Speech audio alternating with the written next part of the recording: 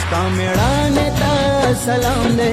په هر زړه کې دې مقام دی ستا میړانې ته سلام دی په هر زړه کې دې مقام دی ته ګټونکی د دې خاورې ته ساتونکی د دې خاورې نه د خوب نه دې آرام دی په وطن باندې دې پام دی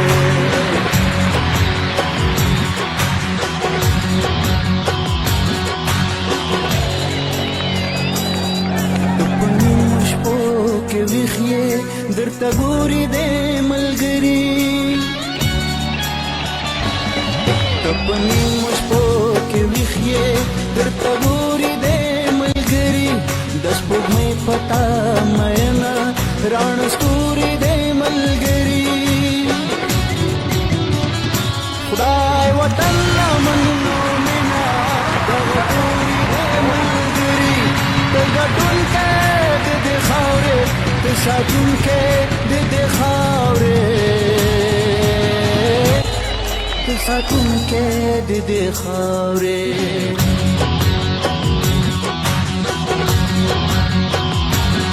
له دښمن نه دې اخیستی تل سپېڅلی انتقام دی ته ګټونکی د دې خاورې افغانستان په هر برخه کې سي پنجابي یا د کوم ملیشیا راغلي هغه به پرله پسې نیول کېږي خصوصا پکتیا ولایت تاسو هغه شهیدان یاستئ هغه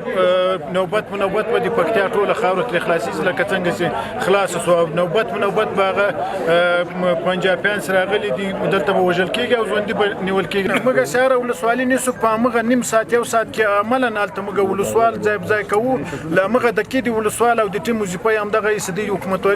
برخه اتومات فعاله کې د معرف رئیس تیار امرام زمان سره هم دلته سبا ته موږ دلته یو مکتب افتتاح کوو چې مکتب تعمیر په فعاله کېږي او د سیاست امیر رئیس لشار سره والی صاحب تیار موجود حکومتوالي برخه فعاله د پولیسو برخه فعاله او نظامی ځواکونه سمګ دي هغه ساور ته تسلیموي نو د خپل تصفیه کوي او دوی ته تسلیموي نور ساوت زموږ کارمان اردو او زموږ د کپیب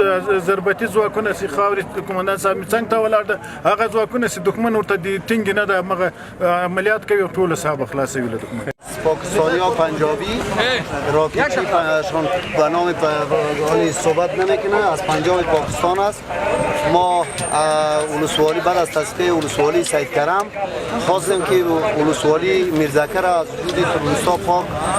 تصفیه بکنیم فضل احسان پروردگار موفق شیم نیروهای امنیتی افغانستان آمد در اینجا جابجا شد تمام مناطق تصفیه شد و فتح کلانی برای ما صورت گرفت در تمام قریجات ها اینجا تصفیه و تلاشی شد تا هنوز دشمن هم پراگنده جنگ دارد انشاءالله تا جایی که ما میتونیم وطن خود آزاد بکنیم و دفاع از وطن خود موفقیت برای افغانستان میخوایم ما سربازا مصمم به ایستیم که از افغانستان از وطن خود از خاک خود تا آخرین قطره خونی که داریم زړورو امنیتي ځواکونو ګډ امنیتي ځواکونو او KPF ولایتي القطاع هم پکې ده اکثر دوی تښتي اما لوی هغه څه چې پر شا پرېږدي متاسفانه هغه دولتي تاسیسات سوځوي اور واچوي ورانوي د دې نه بغیر دوی بل پیغام نه لري اما تر دې دمه پورې چې کوم لومړني معلومات موږ لرو تقریبا تر 1900 شاوخوا کې دوی تلفات لیدلي دي او عملا دلته پنجابي هم وژل شوي دي هم ژوندي نیول شوي